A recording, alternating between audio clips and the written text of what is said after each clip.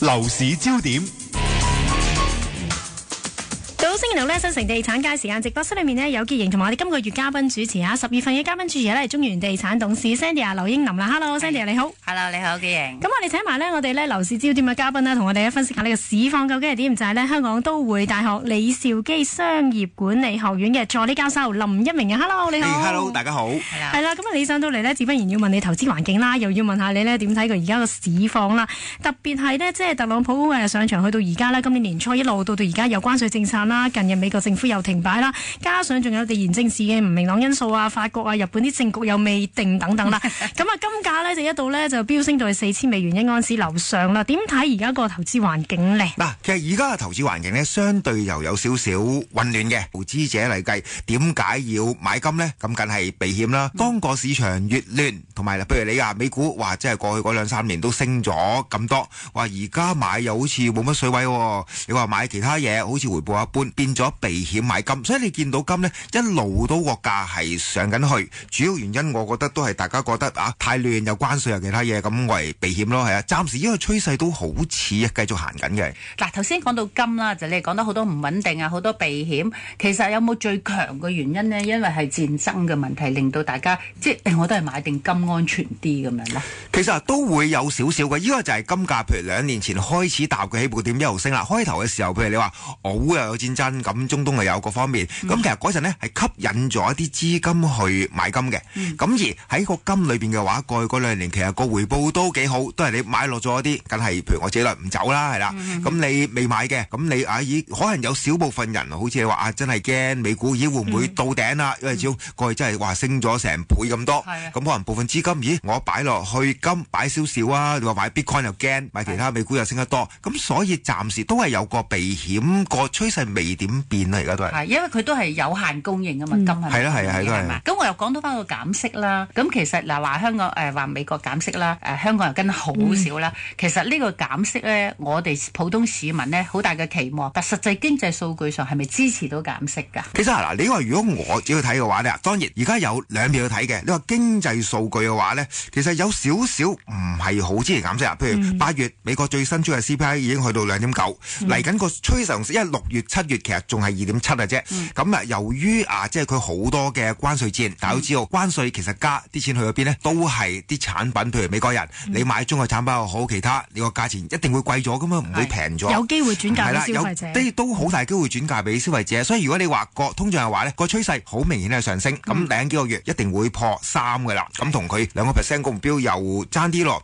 咁而你話係咪減息嘅空間？我覺得一般般啊啫，即係可能未必會想象中咁快啦。可能譬如第4季最多暫時市場估80%啦，可能下次會減息，我覺得可能減多1/4。真係因為如果個通脹再去到3，下次好快，月底就係。係啊，快㗎啦。可能譬如10月同10月2次啊，可能加埋都係減1/4。因為始終你個通脹嚟緊嘅數據，我覺得有機會會上翻3樓上嘅，咁會令到聯儲局會減慢咗，同埋都係嗰句啦。你美國減息，香港嘅 HIBOR 都唔喐嘅。係啊，上次都唔係好喐得到。咁我哋唔係，我哋係其實可以採取減息咧。我哋又其實好難啊，但係因為始終香港個 HIBOR 即係唔似美國減息話，即係特朗普你知日日喺度議我，又話炒聯儲局爆，又話咩？咁佢係真係有啲壓力嘅。香港冇噶嘛，真係純粹個 HIBOR 就係銀行之間，所以真係睇個 market。而個 HIBOR 其實即係幾個月之前落過一次嘅，即係落翻一厘，但係而家又上翻3厘幾。所以如果你話做買樓按揭，你都係 cap 喺個 P 減1.幾2啊，所以冇乜着數啊！就算我覺得美國可能再減1/4，甚至減半厘，HIBOR其實都係喺而家呢啲水平。你好似心理上面好啲咯，可能係咯，但係實際上你每個月都係供咁多錢啊，要供樓嘅，HIBOR 都係3厘咁啊，係3厘加1.幾啊，咁即係大概4啦。咁你睇翻啦，即係如果我哋講財富效應啦，呢輪呢，即係恒指方面呢，都升咗唔少啦，呢度穿過27,000嘅嚇。咁雖然而家近日有啲回啦，其實睇唔睇到啲財富效應出現翻呢？都睇到㗎。你見譬如近期出翻一啲零售數據都好似好翻啲。同埋即係好多人都話，其實今次零售數據升翻唔係因為國內嘅遊客，係因為本地消費真係多咗，好自然㗎。即係你跌到去18,000、19,000點，你啲股票輸咁多，食飯都冇乜心機啦。咁你要升翻27,000，你抹個荷包漲咗啲啦。咁所以直接有關係嘅，我覺得都會有個財富效應。你見各方面嘅零售數據啊、餐飲啊，其實都好翻少少㗎。譬如8月零售銷貨額都去翻331，比較即係舊年同期咧上翻3.8%。連續4個月上升啦，即係你話唔係好多，咁但係起碼都升緊咯，都叫做嘅。係，我哋香港似乎都係有呢個股票嘅帶動咧，整體都好啲啦。咁啊樓市啦 ，Grace， 我哋講翻我哋香港都幾大秘密嘅樓市。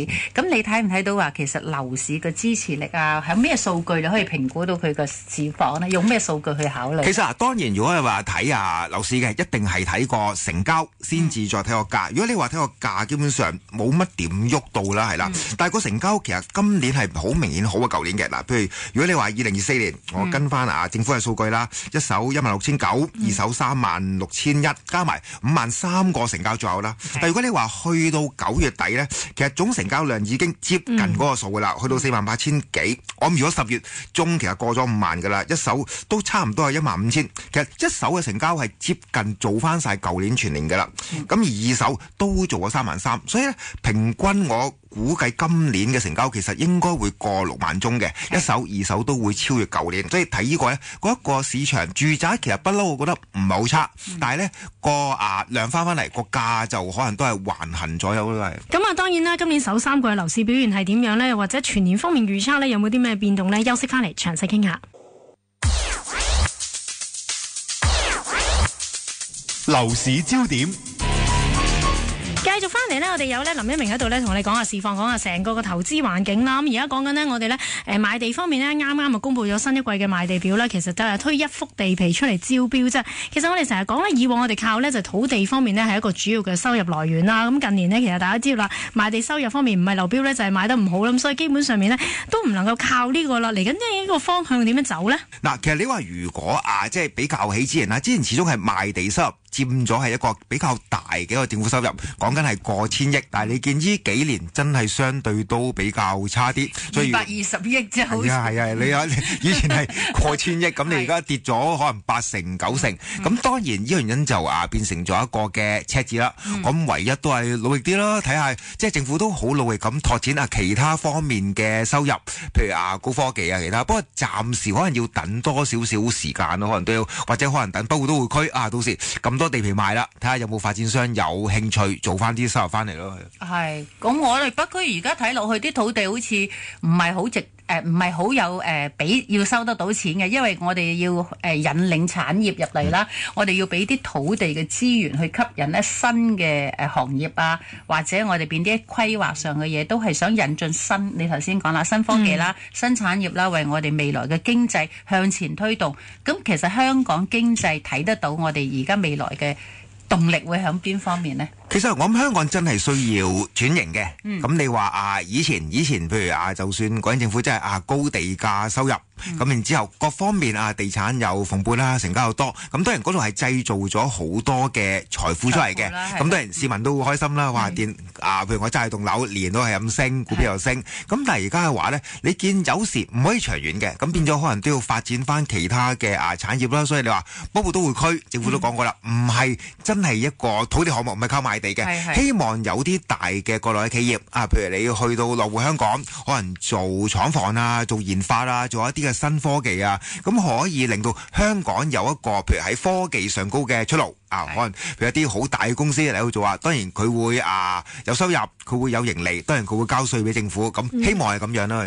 哦，咁又幾好喎！我哋真係好似即係年青一代咧，對於話置房響樓發達咧，應該都唔鼓勵㗎咯。好似以前靠炒賣，我哋香港要轉型做。我哋而家冇炒賣嘅，暫時冇炒賣呢樣嘢啦。咁究竟係即係頭先我哋都未睇到年青一代係應該走去邊度咧？譬如香港而家講緊我哋嘅定位又係教育啦，譬如牽涉到你嘅話，教育呢個會唔會成為個產業咧？其實暫時都唔錯㗎啦。即係我之前都睇過幾個文章，如果香港講嘅話咧，其實3個嘅方面咧係個前景會比較好啲嘅。第一就係教育啦，始終香港你即係都係有頂級嘅大學，甚至係中學都八大入邊，我哋前三大喎，係啦，即係你比起即係有啲國內嘅同學咧佢其實幾中意嚟香港上堂嘅。第二就係醫療啦，因為始終做一啲比較複雜啲嗰啲嘅醫療咧有啲人都會覺得，咦，香港嘅醫院醫生會比較信得過啲喎。係啦。第三就係資產管理啦，資產管理始終你喺國內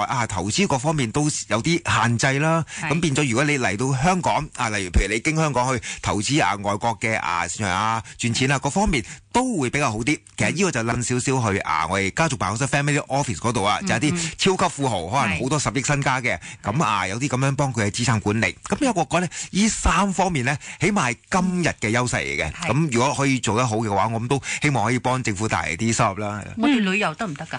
仲可唔可以贏啊？我話相對就會比較難啲啦。嗱，因為始終我自己感覺真係啦。你話如果10年、20年前，可能啲人大部分人，因為香港始終係國內嘅一啲朋友嚟香港嘅，咁佢當然未嚟過嘅時候，佢嚟香港當然佢會好興奮啦，同埋佢會買好多嘢，因為你喺譬如10幾20年前，你喺國內買一啲嘅名牌你又驚假貨嘅咧，你係香港真係一個購物天堂嚟嘅。但係隨住時間轉變，例如香港人，我哋買嘢都經淘寶啦，好多時係網購而家網購或者你譬如所有名牌嘅手袋包包，全部喺國內佢都有分店，咁個價錢同埋個款式，其實同香港又唔係差得好遠。你話買藥嘅，其實你喺國內都大部分都已經有㗎啦。香港有啲藥房喺國內都開咗好多分店，所以你話購物嘅話呢，真係唔係好似以前咁樣大包細包㗎啦。咁都希望可以再做好啲啦。但係你話翻10幾年前嘅話，即係嗰個旅遊嘅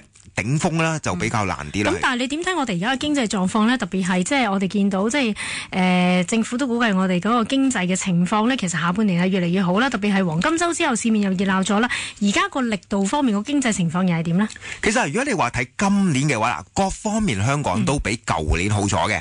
咁頭先講過，譬如股市有個財富效應啦。咁香港人開始多翻啲本地消費，譬如零售8月升到3.8%，其實過去幾年一路都係咁跌㗎。而家呢已經係4個月連續錄得增長㗎啦。咁你見各方面起碼大家嘅心情出街食飯各方面都好咗少少。所以你話如果嘅經濟呢，當然唔會有一個好急速嘅 V 型反彈，但係起碼我覺得穩步上升，譬如每年升翻幾個 percent 慢慢開始轉向好翻嗰個嘅趨勢啦。我個人都樂觀嘅，呢個係。咁嗱，政府嘅數據嚟睇翻呢，就係呢租金就由舊年呢以嚟一直都升緊上嚟啦。租務市場情況係點，或者個回報呢，會唔會都吸引咗啲外資，甚至可能一啲投資者入市呢？其實你話個租金嘅情況呢，就非常之靚仔啦。如果你話睇譬如中原城市租金指數2019年見過頂嘅126，即係當中 Covid 就落翻去108啦，但係而家其實已經升穿咗翻歷史新高㗎啦，而家去到129.57，今年嘅升幅其實都講緊差唔多有5%比2024年底123嗰個嘅時候。咁譬如你話差估署嗰個，亦都係㗎，差估署嗰個數8月個數呢係198.7，其實都比翻舊年年底呢升咗3.2%。所以呢，你見個租金好咗。當然點解個租金會上咗上去呢？好明顯啦，喺過去講我咁2-3年呢，大量嘅國內人，其實政府嘅政策係成功嘅，譬如專才優才高才通各方面，其實真係吸引咗10幾20萬人嚟到香港。但係而家我哋觀察到我以前估計都希望有啲人嚟香港買樓但係好似佢哋買樓嘅人比較少，租樓嘅人比較多。咁呢變咗佢租樓，佢就會扯高咗啲嘅租金。但係你話係咪買樓都有少少嘅，咁但係又唔係真係好多。咁變咗呢，嗰啲人個住屋租樓嘅需求呢，就將個租金升咗上去，同埋破埋歷史新高。呢個趨勢呢，暫時仲向上喺度喐緊啦。係，咁你買樓唔會嘅，專才優才佢都係打工仔或者而家係年青人啦，首期都係未得嘅。咁如果個租務回升呢，其實係吸引咗本地投資者嘅。你會見我哋都有好多本地投資者都開始大手啲啦，嗱2間3間咁買啲租俾佢哋，佢大概買400萬至600萬嗰啲啦。咁其實呢啲嘅表象或者呢啲嘅實際數據都係出現咗喺嗰個物業市場上度啦。咁你講翻住宅，頭先你都講啦，係比較穩定啦，亦都有都有個底線支持得到啦。咁我哋關心嘅就係香港有啲樓房就係啲寫字樓啦。咁多空置量喺度。但係你頭先又講到 point 啦，香港其實係一個金融嘅主體嘅定位都有優勢。其實會唔會啲金融科入邊呢係會幫助到我哋嘅寫字樓上面嘅吸納量呢？其實呢個我自己都好希望，但係睇客觀數據又唔係好見到嘅。嗱，你話如果睇翻而家 Grade A 嘅話啦，即係各個 report 都唔同啦，平均呢個空置率都講緊16-17% 左右，其實都幾多下㗎。嗱，因為我睇翻嗱，差估署譬如2025年嘅香港物業報告個數據啦，而家即係香港整體空置率呢，其實有2331.5萬平方尺，好多㗎，幾多呢？即係可能個數據比較抽象啦，係11.6棟 IFC，所以你話好多嘅，即係你話咁多，即係你知 IFC 2啊，仲要係幾多現成，係啦，未計落成啦，係啦，咁譬如6間裏邊其實就有一間啦，所以喺咁樣嘅情況之下嘅話呢，其實你個空置率咁高，個寫字樓個前景，我自己就唔可能會你話跌定咗啦，但係你話會唔會好快咁彈翻上去呢？除非個空置率有改善啦。住宅前景會唔會好啲呢？住宅絕對好啲，住宅起碼佢要基本上你要買樓要租樓，人係一定要住噶嘛。但係你開公司，我唔係一定要 office 噶嘛，可能你譬如 home office 又得，或者譬如我唔要中環，我搬去元朗，搬去遠啲都得，平啲都得㗎啦。所以暫時住宅我覺得係穩定嘅，住宅嘅租金係升緊嘅。但係你話寫字樓租金同埋譬如價格嘅話咧，都好難好大幅咁樣升上去啦，都比較審慎啦。呢個係全年樓價走勢點啊？住宅其實如果全年樓價嘅話呢，我相信樓價會平穩嘅，即係可能都係2-3% 左右嘅幅度啦。租金而家睇個趨勢，今年可以升到5% 度啊。咁今日呢，我哋同阿林一鳴呢傾到呢度先，多謝晒你。新城財經台。